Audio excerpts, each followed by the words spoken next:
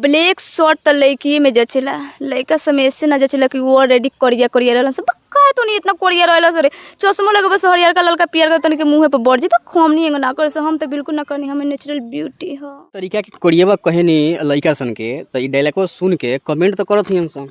हाँ बहुत कहे के तो अपन पहले ऐनक में मुंह ठीक से देखो मुंह ना थुथुन तारा भतार चाहिए मिथु दिल से ना करनी जितना भी कमेंट कर ला लोग गांव के लोग बोला। नमस्कार, अभी हम लोग सिवान जिले में हैं और एक लड़की बेहद जो कि वायरल हो रही है और आपको बता दें कि वायरल हो रही है जैसे कि लड़कों को ट्रोल करती हैं, लड़कों पर कमेंट करती हैं। आइए इनसे हम बात करेंगे। सबसे पहले इनके परिचय जानें। क्या नाम है आपका? नेहा चौहान। नेहा चौहान। काफी आपका वीडियो वायरल हो रहा है। हाँ गोलगप्पा खाती हैं और फिर उसके बाद वो बहुत फेमस आपका डायलॉग है। जी है। कैसे बोलती हैं उसमें?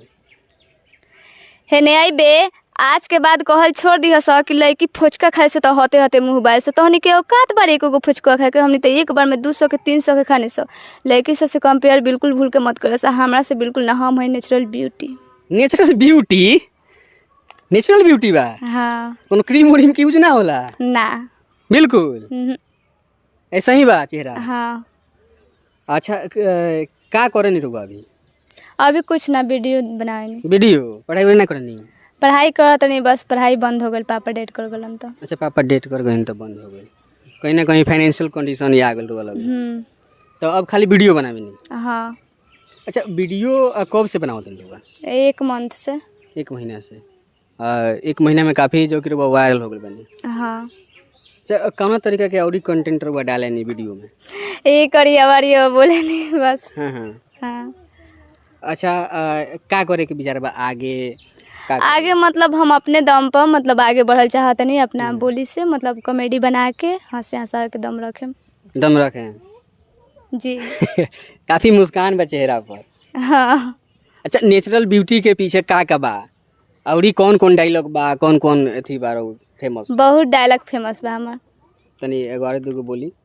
हमरा बात के तो इतना घमंड बा कि सब इंस्टाग्राम के लइका पगला गल बन से वो हमरा के पावे खातिर नेचुरल बनी गई, लेकिन इतना आसानी से नाम मिले मेरे करियावा हम है नेचुरल ब्यूटी।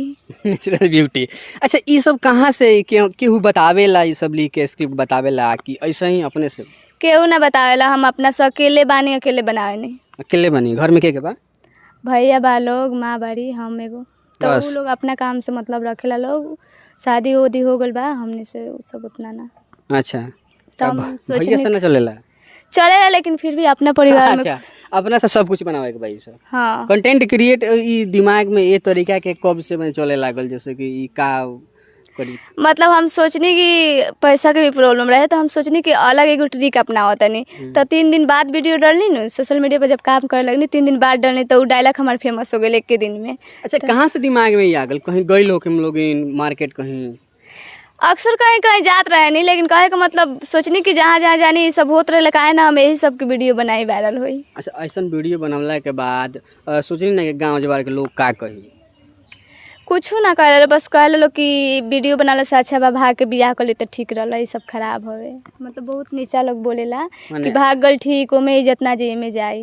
अच्छा लोग कहला जे भाग के केहू बियाह कर ली तो ठीक बा लेकिन वीडियो बनाई तो में इज्जत देता? हाँ काफी लोग बोलेला। तो का घर के लोग ना बोलेला? ये सब घर के लोग पहले ना जानत रहे, अब जानता लोग। ये कहीं ना कहीं ये सोशल मीडिया बा वायरल होके के बहुत एगो अच्छा जरिया बा। तो हाँ इनमें तो कोनो बुराई नहीं है। हमें बुराई नहीं है, फिर भी हम अपना मजबूरी से करे नहीं कि मतलब फेमस हो कि अच्छा से घर खर्च चला सकी।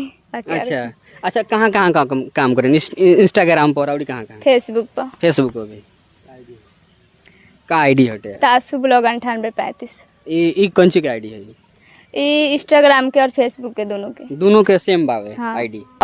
ये बहुत ही अच्छा जो कि एगो अलग तरीका से अलग एगो डायलॉग बोल के सब लोग दूसरा के डायलॉग पर या गाना पर डांस करके लोग वीडियो बनावला, लेकिन यहाँ के अपना डायलॉग से प्रसिद्ध बानी, फेमस बानी और काफ़ी लोग भी पहुँचता भेंट करे खातिर। हाँ बहुत लोग। अच्छा इन लगला कि रील बनाए गाना वाना पर वो सब हमरा इंटरेस्ट नहीं है। ये सब कपड़ा मतलब गलत पहन के ये सब बिल्कुल अश्लील कपड़ा जो छोट कपड़ा पहन। हाँ वो सब हमरा बिल्कुल इंटरेस्ट नहीं। बिल्कुल इंटरेस्ट नहीं। अच्छा कोनो डायलॉग बताइए लोग आप? ब्लैक शर्ट तो लड़की में जचेला, लड़का समय से ना जचेला कि वो ऑलरेडी करिया करिया रहला सब का तो नहीं इतना कोरिया रहला सरे चश्मो लगे बस हरियर का ललका पियर का तनी के मुंह पे बढ़ जे हम नहीं एगो ना कर से हम तो बिल्कुल ना करनी हमें नेचुरल ब्यूटी हो। ये तरीका के बहुत ही जो कि अच्छा बा एक्टिंग करता नहीं सब। हाँ कर लेवे नहीं। हाँ अच्छा, जब ये तरीका के कोरियवा कहे नी लड़का सन के तो ये डायलॉग सुन के कमेंट तो करत ही सब। हाँ बहुत करेला लोग। का करेलन सब कमेंट कैसन कैसन गरिया होत हुई सब गरियाएलन से कि जाके तो अपन पहले ऐनक में मुंह ठीक से देखो मुंह ना थुथुन तारा भतार चाहिए मिथुन और कौन कौन दो एगो डायलॉग बा शायरी में केगो दो डायलॉग हमरा को बोल के गरिया दिलन। नहीं गरिया वाला लोग।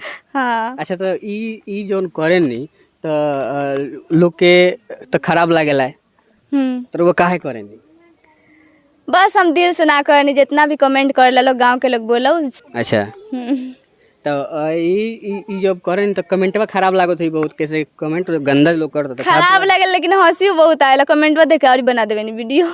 अच्छा कमेंटवा देख के और मन करला बना दी। हाँ बना दी। काहे बुरा ना लागेला? ना। अच्छा कहीं ना कहीं लोग ओकरा के मजाक में ले। हाँ मजाक में लेवे। चलिए जाते जाते का कहम जे वीडियो देखत ओकरा हम यही कहम कि हमरा वीडियो के दिल से मत लेम लोग जौन भी बा प्यार अगर रियल लाइफ में ऐसा कुछ नहीं करे लोग खातिर बस हंसे हंसावे खातिर बा।